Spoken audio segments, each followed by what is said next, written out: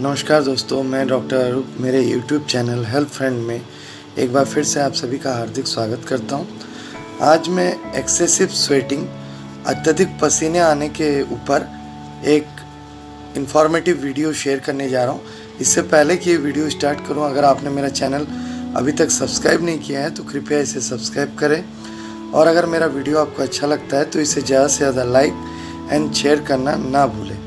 इस वीडियो को देखने के उपरांत आपके मन में कोई भी जिज्ञासा हो, सवाल हो या कोई भी सुझाव देना चाहें तो आप कमेंट बॉक्स में कमेंट करके ज़रूर भेज सकते हैं।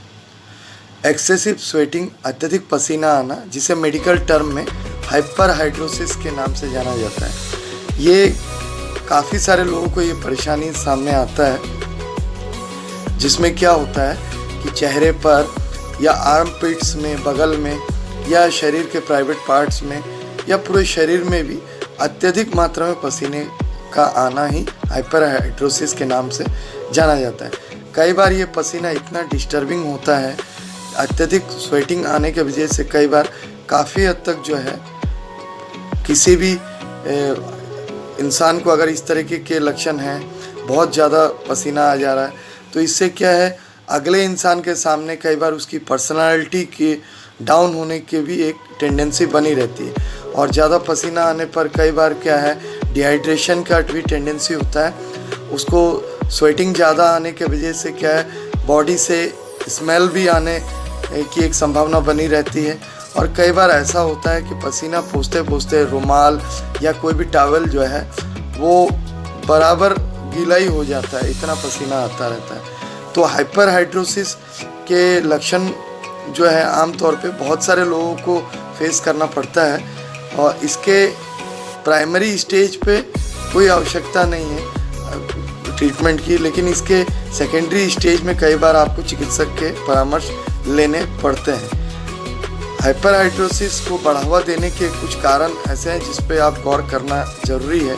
जैसे अगर किसी को डायबिटीज़ है तो उसको इस तरीके के लक्षण दिखाई दे सकते हैं। इसके साथ साथ महिलाओं को मीनोपॉज स्टेज में, जब एक समय पे पीरियड्स टोटल स्टॉप होने की अवधि आ जाता है, तो मीनोपॉजल स्टेज में भी महिलाओं को लगभग 50-55 साल के आयु वर्ग में ये इस तरह के लक्षण देखे जा सकते हैं। थायराइड का प्रॉब्लम है, अगर थायराइड इम्बैलेंस है तब भी ऐसा हो सकता है, अत्यधिक पसीना आ सकता है। लो ब्लड शुगर की स्थिति में भी अत्यधिक पसीना आ सकता है। इसके साथ साथ कुछ प्रकार के कैंसर्स होते हैं, उसमें भी इस तरीके के पसीने आने की संभावना अत्यधिक रहता है। हार्ट अटैक के टेंडेंसी में भी ऐसा अत्यधिक पसीना आता है।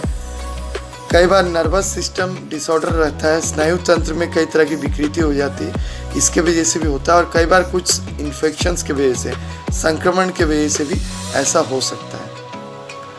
अगर किसी भी इंडिविजुअल को अत्यधिक पसीना आ रहा है तो उसको बेहतर है कि वो चिकित्सक का सलाह ले।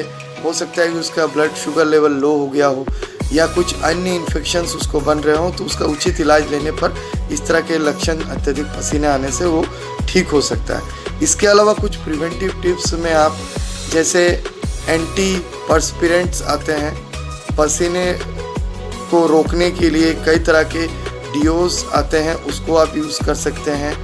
रोज़ाना आपको नहाना चाहिए, 1 से 2 बार भी आप नहा सकते हैं। अपने ड्रेस में कंफर्टेबिलिटी मेंटेन कीजिए। कुछ ऐसे ड्रेसेस होते हैं जिसको लगाने से, जैसे कॉटन वगैरह के, थोड़े पसीने कम आएंगे। शूज़ और जो सॉक्स हैं वो थोड़ा सा अच्छे क्वालिटी के इस्तेमाल कीजिए, और बराबर चेंज भी करना चाहिए। कोशिश ये कीजिए कि अपनी बॉडी को जो है हाइड्रेटेड रखने का, ज़्यादा से ज़्यादा पानी पीने का। ग्रीन वेजिटेबल्स और फ्रूट्स के जूसेस और फ्रूट्स की मात्रा ज़्यादा लीजिए। अगर ज़्यादा ह्यूमिडिटी है और ज़्यादा सनलाइट का फेस कर रहे हैं तो थोड़ा सा अवॉइड करने का कोशिश कीजिए। और ये कोशिश कीजिए कि आप जो है, जो भी ड्रेस पहने उस ड्रेस को आप बिल्कुल हाइजीनिकली उसको मेंटेन करना चाहिए। जैसे मान लीजिए आपने सुबह को कोई ड्रेस लगाया तो दोपहर को आप उसको वॉश कर दीजिए, नेक्स्ट कोई ड्रेस और पहन लीजिए दोपहर के बाद। वैसे ही शूज़ और जूते और मोजे भी ऐसे ही आप जो है कंफर्टेबल रखिए और हाइजीनिक रखिए, और ज़रूरत पड़ने पर दोपहर के बाद उससे भी आप चेंज कर दीजिए।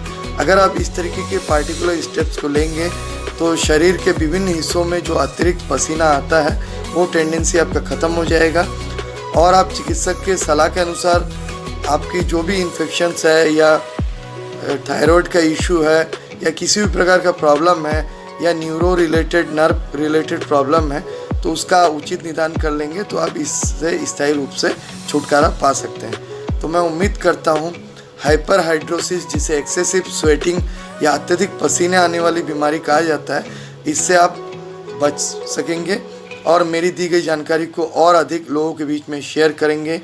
और आपको मुझसे प्रत्यक्ष मिलना है या मुझसे कोई और भी सुझाव चाहिए तो मेरे तीनों क्लिनिक्स के एड्रेस और मेरा व्हाट्सएप नंबर यूट्यूब प्रोफाइल में दिया हुआ है।